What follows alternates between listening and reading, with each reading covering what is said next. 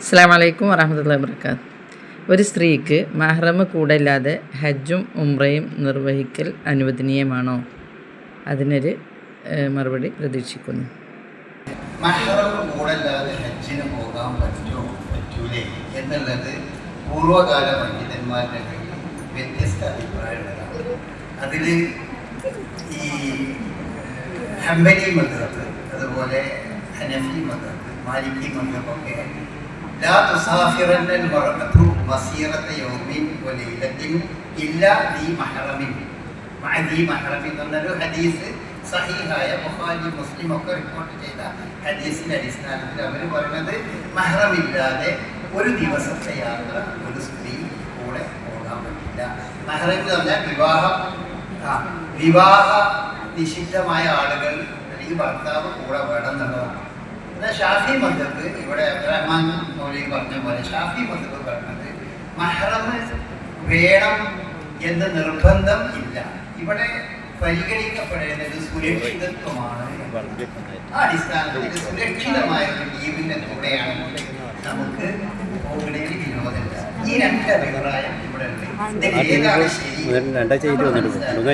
ഒരു പെണ്ണിന് മക്കയിൽ വന്ന് തവാഫ് ചെയ്ത് മടങ്ങി പോകാൻ സാധിക്കും, ആരും കൂടെ ഇല്ലാതെ. ഒറ്റക്കൊരു പെണ്ണിന് ഹിയറയിൽ നിന്ന് മക്ക വരെ വന്ന് തവാഫ് ചെയ്ത് മടങ്ങി പോകാൻ പറ്റുന്ന ഒരു നല്ല കാലം വരും എന്ന് ആര് പറഞ്ഞിട്ടുണ്ട്?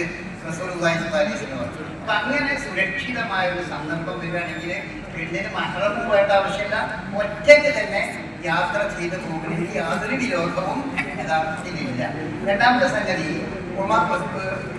ഉമർ ബിൻ ഖത്താബിന്റെ കാലത്ത് ഉമ്മഹാത്തുൽ മുഅ്മിനീൻ റസൂലുള്ളാഹി സ്വല്ലല്ലാഹു അലൈഹി വസല്ലമയുടെ പത്നിമാരെ മദീനയിൽ നിന്ന് മക്കയിലേക്ക് ഏകദേശം 5 ദിവസത്തെ യാത്ര ഉണ്ട്.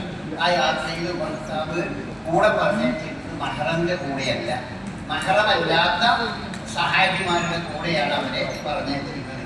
ഇതിൻ്റെയൊക്കെ അടിസ്ഥാനത്തിൽ നമുക്ക് മനസ്സിലാക്കാം സുരക്ഷിതമായ ഒരു ടീമിന്റെ കൂടെയാണ് നമ്മൾക്ക് ഒരു പെണ്ണ് ഹജ്ജിനോ ഉംറക്കോ പോകുന്നത് എങ്കിൽ അവർക്ക് പോകുന്നതിന് മതപരമായ യാതൊരു വിലക്കും ഇല്ല എന്നാണ് നമ്മൾ മനസ്സിലാക്കുന്നത്.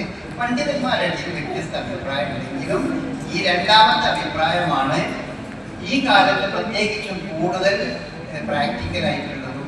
അത് സൗദി അറേബ്യ നേരത്തെ വളരെ ശ്രദ്ധിച്ചു ചിന്തിക്കുന്ന വിഷയമാണ് മഹ്റം കൂടെ വേണമെന്നുള്ളത്. പക്ഷെ അടുത്ത കാലത്ത് സൗദി അറേബ്യ തന്നെ അതിലൊരു മാറ്റം വരുത്തി. അതുകൊണ്ടാണ് നമ്മുടെ നാട്ടിലെ ഒരു പെണ്ണിന് ഒറ്റയ്ക്ക് തന്നെ പോകാനുള്ള അനുവാദം. അത് ചില ആളുകൾക്ക് ധരിച്ചത് നമ്മളുടെ കേന്ദ്ര ഗവൺമെന്റ് നൽകിയ ഒരു ആനുകൂല്യമാണ്. അല്ല, അത് സൗദി ഗവൺമെന്റ് അനുവാദം നൽകിയതാണ്. ഹജ്ജിന് പോകുന്ന പെണ്ണുങ്ങളെ ഒറ്റക്കാണെങ്കിലും നല്ലൊരു ടീമിന്റെ കൂടെയാണെങ്കിൽ ഒറ്റയ്ക്ക് പോകാം എന്ന അനുവാദം നൽകിയത്. അങ്ങനെ പോകുന്നതിന് വിരോധമില്ല എന്നാണ് നമ്മൾ മനസ്സിലാക്കുന്നത്.